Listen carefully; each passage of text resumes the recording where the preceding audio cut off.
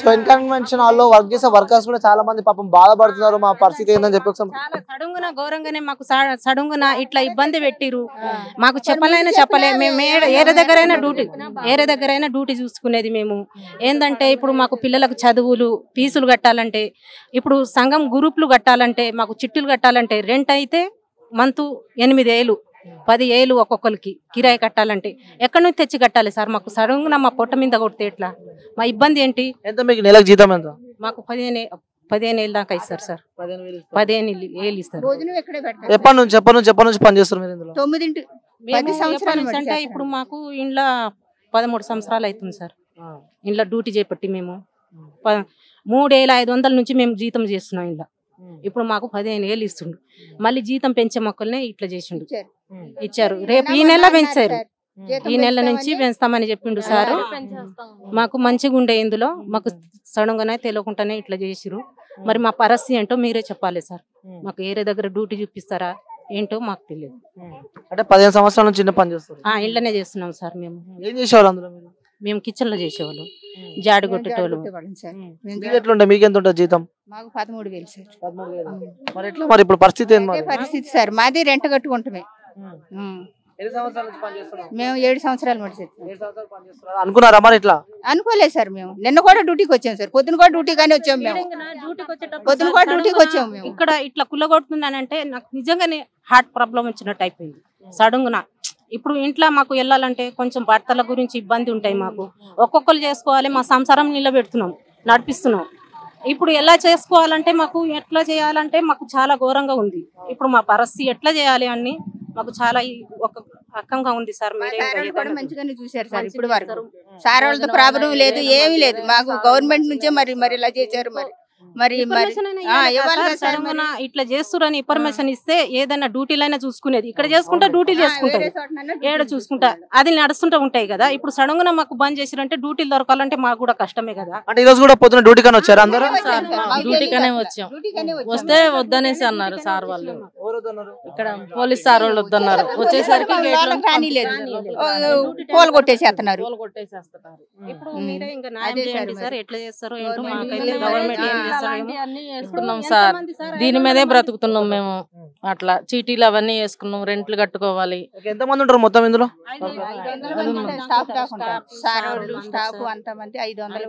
ఇంత మందికి పెడుతుందంటే ఏమైనా ప్రాబ్లమా సార్? ఇంత మంది సార్ వాళ్ళకు పెడుతుండ్రు అంటే పర్మిషన్లు లేక అక్రమేషన్లు లేకుండా ఇట్లా చేసిందంటే ఇన్ని సామాన్లు ఉంటే సామాన్లు మరి ఎంత సామాన్ పార్టీ 2 రోజులు పార్టీ సామాను పార్టీలు సామాన్లు ఇప్పుడు పార్టీలు నడుస్తున్నాయి. పెళ్లిళ్ళు ఉన్నాయి, పెళ్లిళ్ళు కూడా ఈ రోజు ఉండే.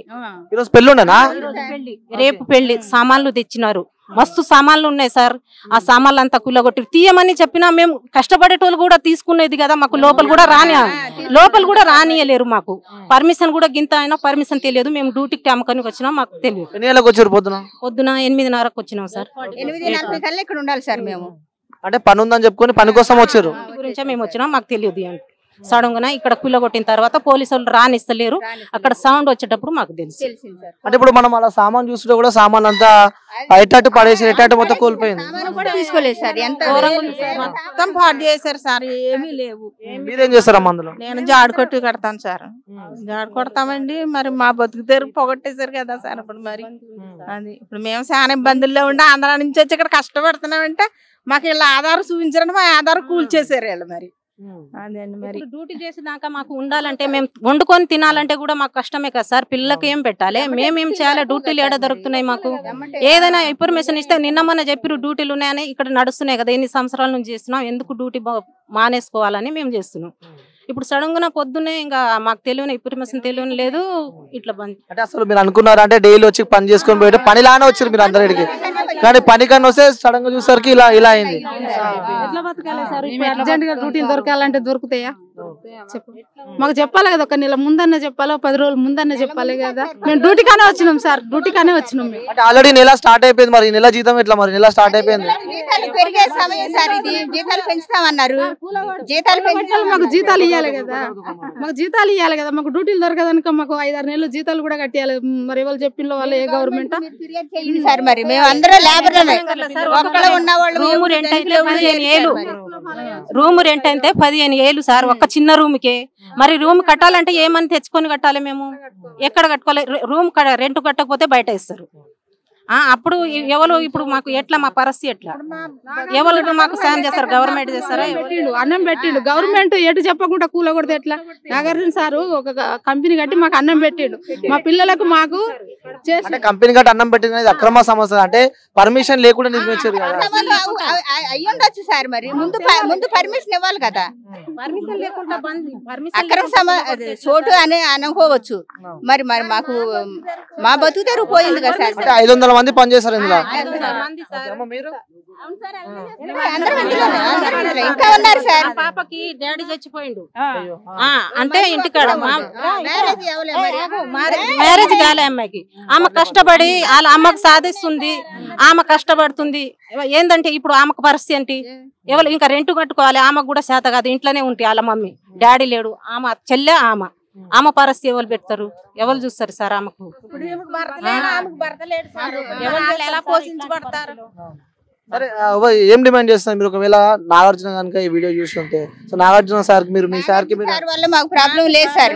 ఆయన మళ్ళీ ఆయన రికమెండ్ వద్దు, ఆయన మాకు బాగానే చేశాడు. ఇది కట్టాడు, మాకు భోజనం అన్ని బాగానే సౌకర్యాలన్నీ మేము నిలబెట్టినా అంటే ఆ సార్ వల్లనే మాది. అందులో కష్టం, మేము కష్టం పడ్డాము సార్, మేము కష్టం పడ్డాం, సార్ ఇచ్చిండు. ఆయన వల్ల మేము మంచిగానే బతుకుతున్నాం. కానీ మా సార్ అంతే, మాకు ఒక ఉపాధి కల్పించాడు సార్. కాకపోతే ఇప్పుడు ఏంటంటే, ఇప్పుడు ఇంత సడన్ గా జరిగేలాక మా పరిస్థితి ఏంటనేది మాకు అర్థం కావట్లేదు. ఎందుకంటే రెంట్లు కట్టుకుంటాం, చిన్న చిన్న పిల్లోళ్ళు. మాది ఎక్కడ కాదు సార్, మాది ఎక్కడి నుంచో ఆంధ్రా నుంచి వచ్చి బ్రతుకుతున్నాం. ఇక్కడ కనీసం సడన్ గా ఇలా చేసేసేసరికి మాకు ఇబ్బంది. ఏం చేసిండు? ఏమన్నా పిల్లలకు జాబ్లు ఇచ్చిండా? వచ్చి అన్ని చేసుడు కానీ ఏమైనా ఉన్నదా చెప్పు? గవర్నమెంట్ వచ్చి ఏం చేసిండు? కాంగ్రెస్ గవర్నమెంట్ వచ్చి రేవంత్ రెడ్డి సార్ మొన్న రేవంత్ రెడ్డి కుమార్తె పెళ్ళప్పుడు ఇక్కడ జరిగినప్పుడు మీరు ఉన్నాడు, పెళ్లికి వచ్చాడు. ఫుల్ బందోబస్తులో వచ్చాడు. మరి మరి ఇలా చేస్తే ఎలా సార్? మరి ఆయన రేవంత్ రెడ్డి కూతురు పెళ్లి కూడా ఇందులో జరిగింది. అప్పుడు ఉన్నారు, అప్పుడు మీరు ఉన్నారా? మీరు ఇంట్లోనే ఉన్నాం మేము. అప్పుడు సంధి అప్పుడు తెలియదు సార్ రేవంత్ రెడ్డి సార్ కి. గవర్నమెంట్ దాన్ని తెలుసు కదా. ఇంతమందికి కడుపు మీద కొడితే బాగుంటాయా? ఏదైనా ఇన్ఫర్మేషన్ ఇవ్వాలి కదా. మేము బీదవాళ్ళం, ఎట్లా బతకాలి మేము? ఇది కాకపోతే గవర్నమెంట్ కాదు, ఇది కాకపోతే ఏరే డ్యూటీ అయినా చూసుకోవచ్చు. గవర్నమెంట్ పని, మా పని మేము అది చేసుకోపోతున్నట్టు గవర్నమెంట్ పనే చేసుకోపోతుంది. అంటే అక్రమ నిర్మాణాలు కట్టారు, కూల్ చేయాలని చెప్పి తీసుకెళ్తుంది. మేము అట్లా బతుకుతున్నాం. కార్మికులు పట్టకూడదు కదా. మరి మాకు కూడా ఒక ఆధారం పెట్టి అప్పుడు మొత్తానికి అయితే మీరు ఏం డిమాండ్ చేస్తున్నారు ప్రభుత్వాన్ని కానీ, లేకుంటే మీ నాగార్జున గారు కానీ ఏం అడుగుతారు చివరిగా? మాకు న్యాయం చేయాలని అడుగుతుంటున్నాం సార్. మాకు న్యాయం చేయాలి, ఏదైనా డ్యూటీ అయినా లేకపోతే మాకు జీతమైనా ఇస్తారా అనేటి మేము కోరుకుంటున్నాం. మేము మాకు కిరాయి 15 ఏళ్ళు నీళ్ళకు జీతం, కిరాయి సగం కిరాయికే పోతాయి. మాకు పిల్లల ఖర్చులు, చిట్టీలు కట్టాలి. చిట్టీలు ఆగరు, సంఘం గురిపోలు ఆగరు. మాకు ఏం అయినా ఫ్రీ బస్ ఒకటి పెట్టాడు కానీ ఏం చేశాడు సార్ రేవంత్ రెడ్డి గారు? అసలు ఫ్రీ బస్ ఒకటి పెట్టాడు అంతే, ఏం పెట్టాడు అసలు? పేదలకు ఏం చేశాడండి ఆయన?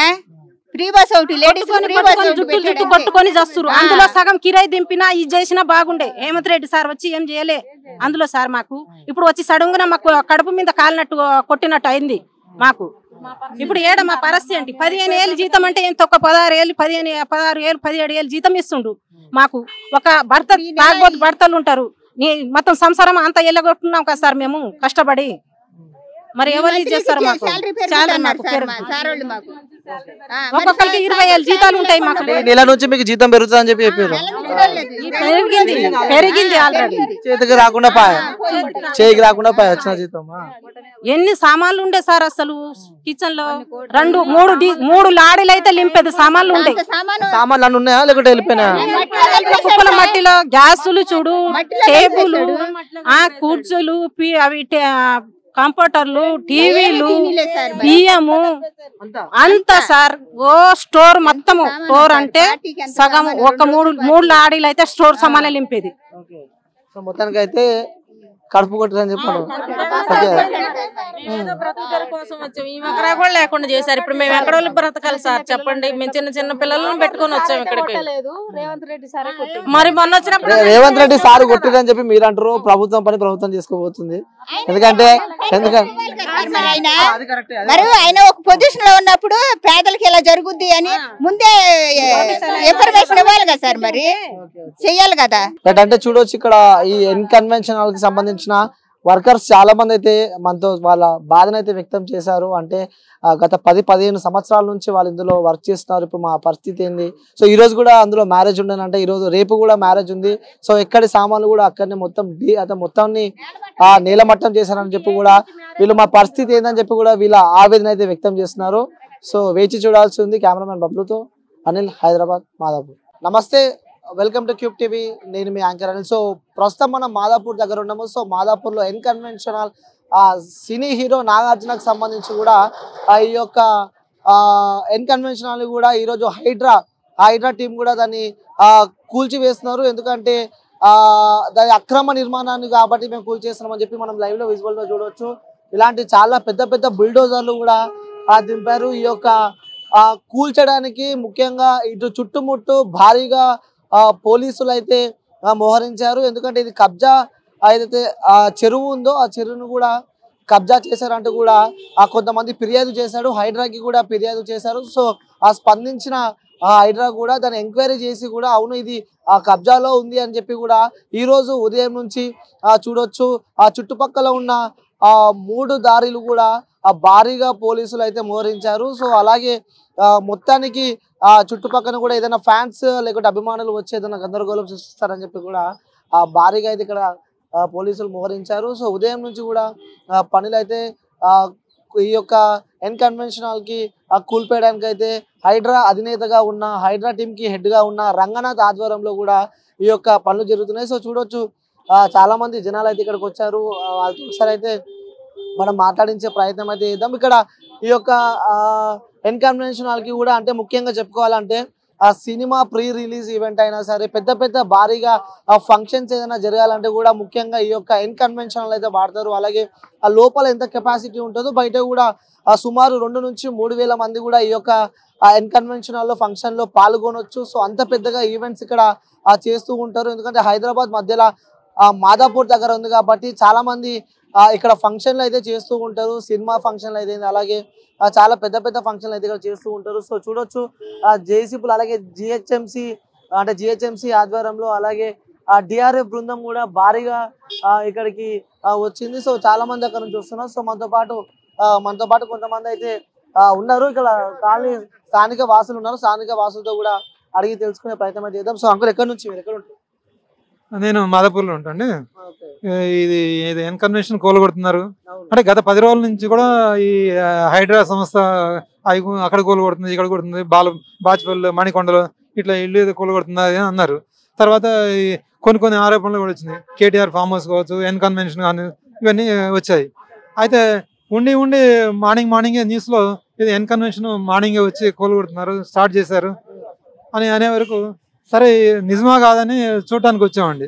ఎందుకంటే దగ్గరలో ఉంది కాబట్టి చూద్దాము అది నిజమే కాదని. అంటే ఇక్కడ ఇన్కన్వెన్షనల్ కి సంబంధించి కూడా అక్రమంగా నిర్మాణం జరిగింది. అక్కడ పక్కన ఉన్న చెరువును కూడా కబ్జా చేసి కట్టారంటూ కూడా చెప్తున్నారు. అంటే గతంలో 2015 నుంచి ఈ యొక్క ఇన్కన్వెన్షనల్ మొదలైంది. సో ఇప్పుడు 2024కి ఇప్పుడు దాన్ని కూల్చివేతలు మొదలు పెట్టారు. అంటే ఎలా చూడొచ్చు అంటారు మొత్తానికి అంతా? ఇది మంచి పరిణామం అండి. అదే గత ప్రభుత్వంలో కూడా ఇది ఆరోపణలు వచ్చినాయండి. గత ప్రభుత్వంలో కూడా దాన్ని కాంపౌండ్ వాళ్ళు తీశారండి. కాంపౌండ్ వాళ్ళు తీసేసే వరకు మళ్ళీ ఏ ఒత్తిడిలు వచ్చాయో వాళ్ళ గవర్నమెంట్ పట్టించుకోలేదండి. మామూలు సామాన్య మామూలు అయితే వెంటనే తీసేస్తున్నారు చెప్పా చేయకుండా. కానీ కొంచెం సెలబ్రిటీస్, హోదా ఉన్నవాళ్ళు, ఇన్ఫ్లుయెన్స్ ఉన్నవాళ్ళు అయితే పట్టించుకోవట్లేదండి. అంటే ఏ ప్రభుత్వం కూడా అంత దానికి రిస్క్ తీసుకోలేదండి. కానీ ఇప్పుడు ఈ ప్రభుత్వం అయితే ఈ రేవంత్ రెడ్డి గారు ఏవైతే సీఎంగా ఉన్నారో దీనికి ఒక సపరేట్ బాడీని వేసి ఒక హైడ్రా అనే ఒక సంస్థని స్థాపించి దాంట్లో కొంతమంది స్పెషల్ ఆఫీసర్లు వేసి దీనికి ఒక స్టాఫ్ని కేటాయించి దీనికి ఫండ్ని కేటాయించి దీన్ని ఖచ్చితంగా చేయాలి ఇది విషయం అని వాళ్ళకి ఇన్స్ట్రక్షన్లు ఇచ్చి దాని గురించి తనేం పట్టించుకోలేదండి. ఇంకా నాకు తెలిసిన విషయం ఏంటంటే నేను ఫోన్ చేసినా కూడా మీరేం పట్టించుకోవద్దు, మీ పని మీరు చేసుకుంటూ పోండి అనేటువంటి ఇన్స్ట్రక్షన్స్ ఇచ్చాడు. కాబట్టి ఖచ్చితంగా ఇది వీళ్ళది వాళ్ళది కాదండి, ప్రతి ఒక్కళ్ళు జరుగుతుంది. అంటే ఈ హైడ్రా పనిచేస్తుందని చెప్పుకోవచ్చా? ఎందుకంటే కొంతమంది ఒత్తిడిలకి ఏమన్నా లొంగే అవకాశాలు ఏమైనా ఉన్నాయంటారా? ఏమి ఉండదండి, ఖచ్చితంగా పని చేసుకుంటూ పోతుంది. ఎందుకంటే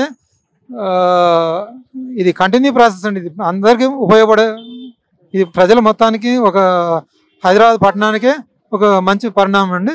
ఎందుకంటే ఫ్యూచర్లో హైదరాబాద్ ఇంకా పెద్దదవుతుందండి. పెద్ద అవుతున్నప్పుడు ఇప్పుడు మనం చూస్తున్నాం, చిన్న వర్షం పడ్డా కూడా 10-15 నిమిషాలకే మొత్తం రోడ్లన్నీ మునిగిపోతున్నాయి. ఎందుకు?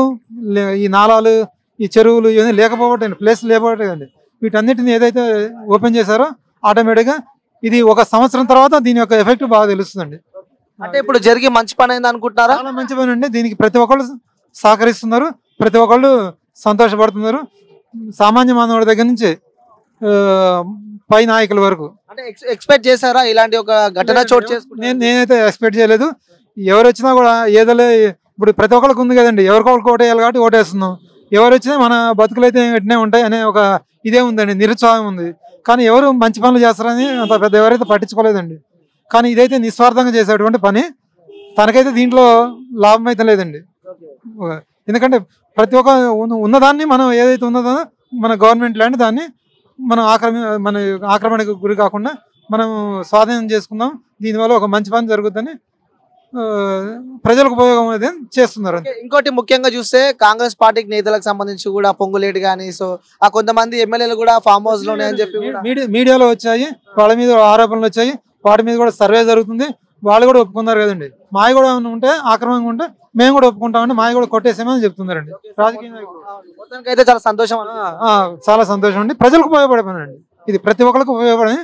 దీని యొక్క రిజల్ట్స్ కూడా నెక్స్ట్ ఇయర్కి తెలుస్తాయండి. అది వాటర్ లెవెల్స్ కూడా పెరుగుతాయి.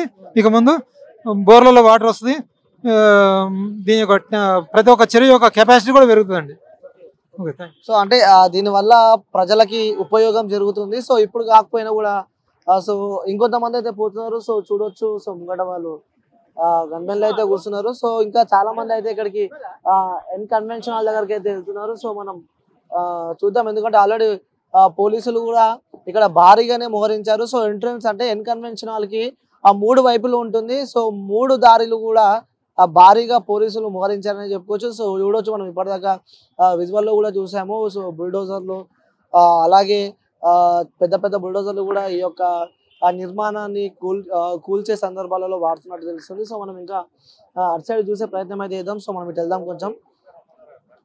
సో అంటే ఇక్కడ భారీగా అంటే పోలీసులు అయితే మోహరించారు. సో ఇటు సైడ్ చూడొచ్చు, మనం ఇక్కడ చూడొచ్చు. అంటే ఇక్కడ లోపల కూడా పెద్ద ఎత్తున సెక్యూరిటీ కూడా పెద్ద ఎత్తున ఉందని చెప్పుకోవచ్చు. ఎందుకంటే మనం చూడొచ్చు, సో వచ్చే వెహికల్స్ కూడా ప్రతి ఒక్క వెహికల్ ని కూడా వాళ్ళు చెక్ చేసి అయితే పంపిస్తున్నారు. ఎందుకంటే వితౌట్ పర్మిషన్స్, అంటే ముందు కూడా మీడియాకి అనుమతి అయితే లేకుండే, ఇప్పుడు వాళ్ళు పంపించే ప్రయత్నం అయితే చేస్తున్నారు. సో ఇది వరకు ఆల్రెడీ ఇంకా 2 గేట్స్ ఉన్నాయి. సో మనం అక్కడికి వెళ్ళే ప్రయత్నం అయితే చేద్దాం. సో కార్ నెంబర్ అయితే చూడొచ్చు. సో వెళ్తున్నారు. సో చూద్దాం, వేచి చూద్దాం అక్కడికి వెళ్ళి ఏం జరుగుతుందో. సో వేచి చూసే ప్రయత్నం అయితే చేద్దాం. Sun, celebrating 20 years of excellence in education. Come join us.